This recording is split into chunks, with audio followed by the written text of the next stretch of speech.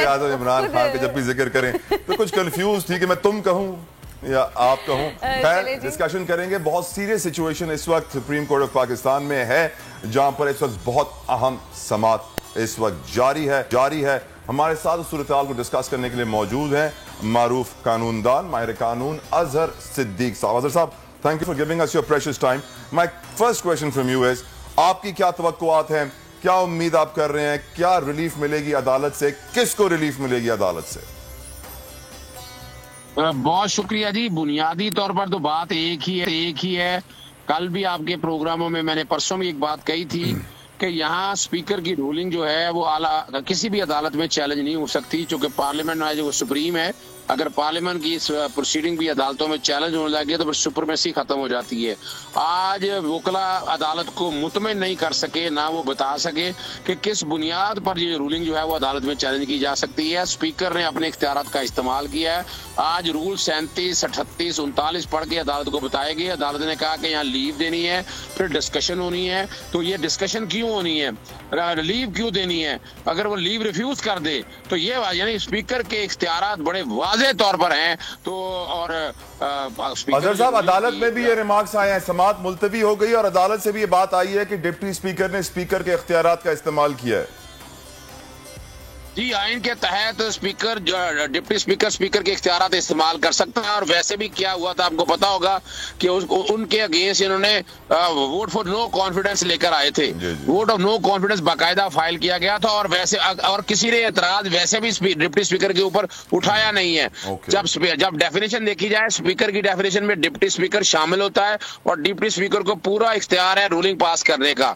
और इन इख्तियारात को इस्तेमाल करते हुए उन्होंने ये बाकायदा ऑर्डर रूलिंग पास की है। और सिर्फ इसी हद तक नहीं है बल्कि रूलिंग का भी तज़किरा आया। फिर अदालत ने यह भी पूछा कि पार्लिमानी कमेटी में आप लोगों को बुलाया गया था, आप लोग गए क्यों नहीं वहां पर, इसका अंदाजा बताएं। और जो स्पीकर ने खास तौर पर कहा है कि नेशनल सिक्योरिटी का इशू है, नेशनल सिक्योरिटी काउंसिल की मीटिंग का जिक्र किया गया है और वो सारे मामला को सामने रखते स्पीकर क्या आइन की पाबंदी नहीं करेगा, आर्टिकल 5 का निफाज नहीं करेगा। स्पीकर ने अगर आइन का आर्टिकल 5 का निफाज किया है और सारी चीजों को रखकर पास किया है तो इसमें है क्या? वो कहते रहे कि जनाब हमारे 175 वोट हैं। अदालत ने कहा ठीक है, आपके अपने वोट अपनी जगह मौजूद हो, लेकिन सवाल ये है कि जब रूल्स में कवानीन में ये लिखा हुआ है कि इजाजत देगा, फिर बात है डिस्कशन होगी, बहस होगी, तो इसमें बताया बहस क्यों नहीं हो सकी। उन्होंने कहा जी सिर्फ डायरेक्ट वोटिंग कर दी। फिर अदालत ने बताया कि 31 तारीख के इजलास में आप पढ़ के देख लें, वो लिखा हुआ था कि बुनियादी तौर पर आप उसके ऊपर डिस्कशन होनी है, तो आपने बहस खुद नहीं की है। तो ये मामले बाहर यही नजर आ रहा है कि ये दरखास्त जो है सुओ मोटो चुके लिया हुआ है, सुओ मोटो को डिस्पोज करना पड़ेगा। बाकी जो दरखास्तें सुप्रीम कोर्ट बार ने या किसी ने दी हैं वो काबिल अखराज लग रही हैं। यानी आप कह रहे हैं सुओ मोटो को डिस्पोज करना पड़ेगा। दैट मींस कि जो सारी रात भर सब लोग डिस्कस करते रहे अपनी फैमिलीज में, अपने दोस्तों के साथ, कि क्या तहरीक अदम एतमाद दोबारा आ सकती है जब असेंबलियां डिसॉल्व हो गई हैं? क्या ये सिचुएशन दोबारा क्रिएट होगी या फिर इलेक्शन की तैयारी करें आपकी नजर में अजहर साहब?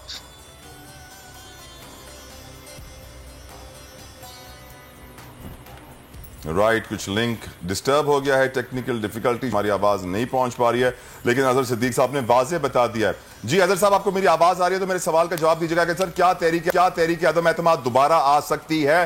चांसेस हैं या बिल्कुल 0% चांसेस हो गए क्योंकि असेंबलियां डिसॉल्व हो गई हैं, अब इलेक्शन की तरफ जाएंगे? और बड़ा जबरदस्त सवाल पैदा हुआ है कि ये 3 से 7 दिनों के अंदर इस पे वोटिंग होनी थी या बहस होनी थी।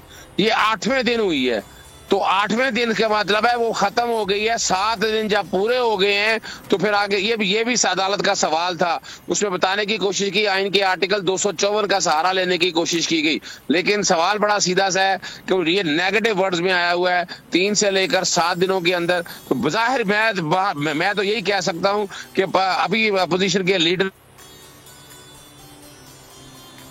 राइट, स्पीकर ने अगर इख्तियार इस्तेमाल किए हैं तो कहाँ गलत किए हैं, ये अदालत को सेटिस्फाई करना था उन्होंने। और एक दो जगह तो बल्कि मिसाल के तौर पर जब ये एक केस का जिक्र आया यूसुफ रज़ा गिलानी का, वो मेरा ही केस है, इसमें यूसुफ रज़ा गिलानी को नाअहल करवाया गया था कि उसमें भी तो स्पीकर की रूलिंग की बात कही गई थी और कहा था उसको देखा जा सकता है। फिर अदालत को बताया कि वो आइन के आर्टिकल 63(2) के तहत है और वो इख्तियार दिया है उसको कि वो अगर कोई सवाल ऐसा आ जाए डिस्क्वालिफिकेशन के हवाले से आए तो उसने वो देखना है। अगर वो नहीं देखता, वो जो कि एक डिटर्मिनेशन है, तो उसमें फिर स्पीकर को इख्तियार अपनी जगह मौजूद है। मगर ये 3 मेंबर जजमेंट थी, 5 मेंबर जजमेंट ये मौजूद है, जिसमें आला अदालतों ने भी रिसेंटली यूसुफ गिलानी का इस्लामाबाद हाई कोर्ट ने भी करार दे दिया बड़ा वजाहत के साथ कि स्पीकर की रूलिंग वो कोई मुदाखलत नहीं कर सकता है। ग्रेट, सही। अदर साहब, एक और चीज आपसे पूछना जरूरी है। रमजान का मुबारक महीना है जिसके अंदर हम सब्र का और इस्तिकामत का मुजाहरा करते हैं। इस फैसले के लिए हमें कितना सब्र करना पड़ेगा आपकी नजर में? Right, technical difficulty, line drop हो गई है, ट्रैवल कर रहे थे। उम्मीद करते हैं कि कम सब्र करना पड़े क्योंकि सूरत हाल बड़ी संगीन है। जिस तरीके से सुओ मोटो हुआ, जिस तरीके से बात हो रही है, जिस तरीके से आज समाअत हुई, फिर अब मुलतवी हो गई है। दुआ मेरी ये है कि अल्लाह ताला इस मुल्क के लिए बेहतरी करे और जो फैसला आए मुल्क की बेहतरी के लिए आए और जल्दी इलेक्शंस हो, जल्दी दोबारा गवर्नमेंट इलेक्ट हो, ताकि ये अनसर्टेनिटी